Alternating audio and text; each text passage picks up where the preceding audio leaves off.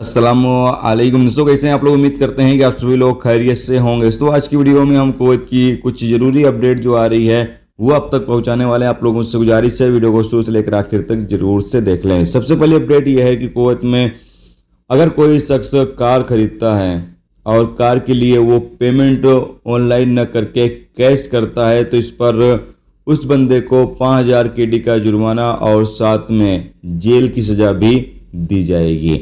इसके अलावा अगली अपडेट ये है कि PACI की तरफ से एक मरतबा फिर से अपडेट जारी करके बताया गया है कि 624 लोगों के सिविल ID पर जो एड्रेस है उसको कैंसिल कर दिया गया है।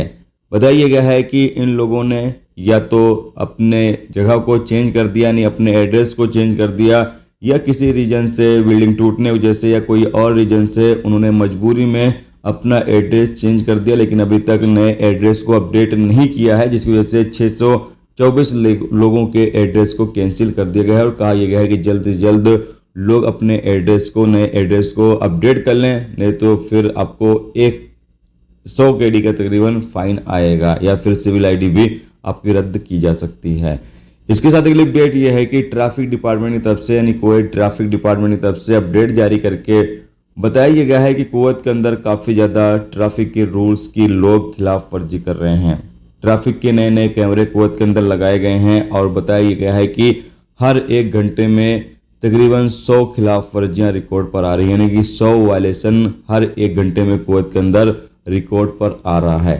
तो हम लोगों से कहा यह गया है कि कुवैत के जो ट्रैफिक के रूल्स रेगुलेशंस हैं उसकी पाबंदी तमाम लोग जरूर करें। दोस्तों ये थी आज की कुवैत की 2-3 बड़ी अपडेट, बड़ी खबर जो आप तक पहुंचा दी गई। उम्मीद करता हूं ये जानकारी, ये अपडेट आपको अच्छी लगी है तो प्लीज़ दोस्तों वीडियो लाइक करके जरूर जाएं, और जो मेरे दोस्त चैनल पर नए हैं उनसे गुजारिश है प्लीज़ चैनल को भी सब्सक्राइब जरूर कर लें। वीडियो देखने के लिए बहुत बहुत शुक्रिया। मिलते हैं स्टूडेंट्स टॉपिक के साथ, तब तक अपना ख्याल रखें। खुदा हाफिज़।